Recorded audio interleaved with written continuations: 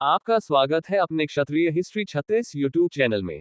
दोस्तों, जय राजपूताना, जय मां भवानी। मेरे साथ बोलेंगे, भारत माता की जय, भारत माता की जय, राजपूत एकता जिंदाबाद, राजपूत एकता जिंदाबाद।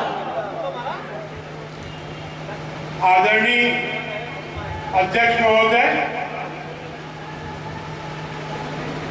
इस कार्यक्रम के मुख्य अतिथि महोदय, विशिष्ट अतिथिगण, सम्मानित मंच और सामने बैठे हुए सभी जांबाज राजपूत साथी, सर्वप्रथम मैं जमदग्नि ऋषि की पावन धरती पर आप सभी का मानव मन की अगणित तरंगमालाओं से हार्दिक वंदन, अभिनंदन एवं नमन करता हूं और आप सभी के प्रति आभार व्यक्त करता हूं कि आप सभी ने मुझे यहाँ बुलाया और अपनी बात कहने का अवसर दिया। मित्रों, ये समाज की मीटिंग है। माउंट आबू पर्वत पर सप्त ऋषियों के द्वारा असुरों एवं राक्षसों के नरसंहार एवं उत्पीड़न से बचने के लिए विशाल वेदी पर बने अग्निकुंड में हवन चल रहा था।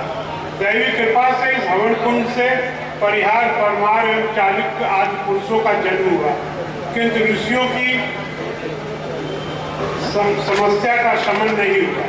हताश ऋषि मुनियों ने एक बार पुनः वत्स ऋषि के संयोजन से विशेष यज्ञ किया, जिससे एक वीर योद्धा, चतुर्भुजधारी दिव्य पुरुष चाहमान प्रकट हुआ, जिसने इन राक्षसों का समूल नाश कर ऋषि मुनियों की रक्षा की और भविष्य के वीर वंश चौहान की स्थापना की। मित्रों, आपने सिकंदर महान सुना होगा, अकबर महान सुना होगा, समुद्रगुप्त महान सुना होगा, लेकिन अपने कुल के महानतम व्यक्ति के बारे में आप नहीं जानते हो और आपको जान के ताज्जुब होगा कि आपके कुल का वो महानतम व्यक्ति जो इस राष्ट्र के लिए जिसने सर्वाधिक विस्तार किया था, महिष्मती नगर उनकी राजधानी थी, जो वर्तमान काल में मध्य प्रदेश के निमाड़ जनपद के पर माहेश्वर नामक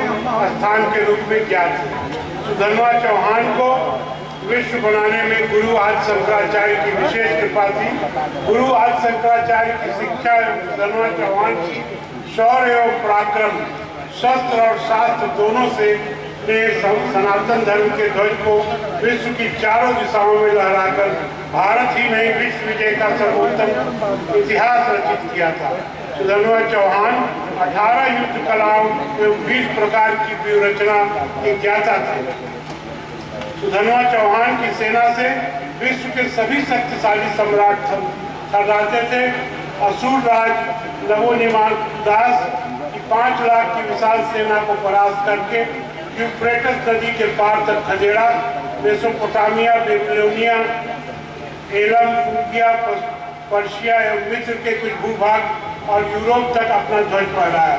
इसके प्रमाण श्रृंगेरी पीठ में रखे आदि शंकराचार्य द्वारा प्रणीत ग्रंथ पठानमाय महासुशासनम में मिलता है। ऐसे महाबली सुधन्वा चौहान थे। इस परंपरा में जब आप आगे बढ़ते हैं तो चौहानों के प्रथम शासक वासुदेव को माना जाता है, जिसने सांभर प्रदेश में जलाभाव से जलते रेगिस्तान और तड़पते जनता के लिए सांभर झील की स्थापना कर शासन की नींव रखी।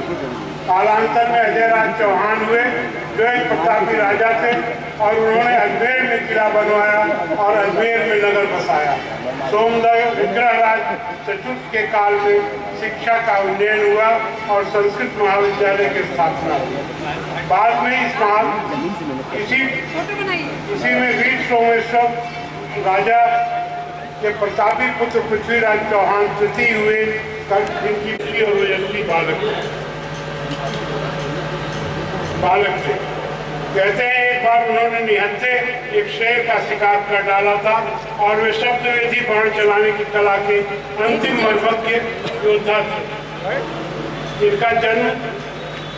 इनके जन्म वासुदेव के 22वीं पीढ़ी के रूप में जाना जाता है।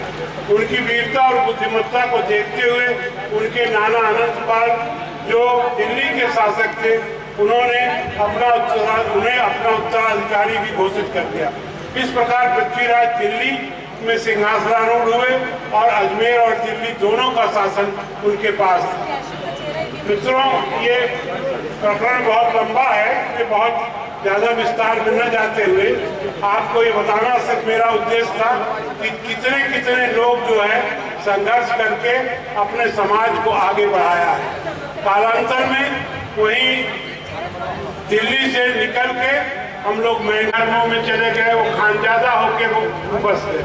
कुछ लोग जो आर्थिक रूप से विपन्न थे वो जो है बैकवर्ड क्लास में चले गए और कुछ लोग जो अति विपन्न थे वो बस्ती की तरफ जाके आज अनुसूचित में है, चाहे हम बैकवर्ड में हैं, चाहे हम क्षत्रिय में हैं, हमारे गोत्र एक है, हम सब वत्स हैं।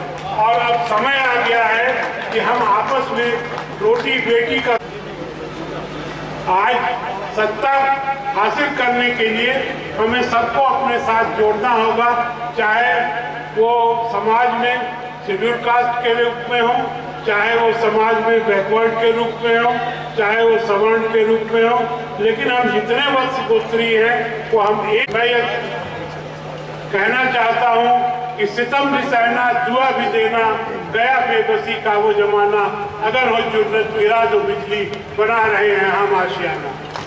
वंदे वंदे।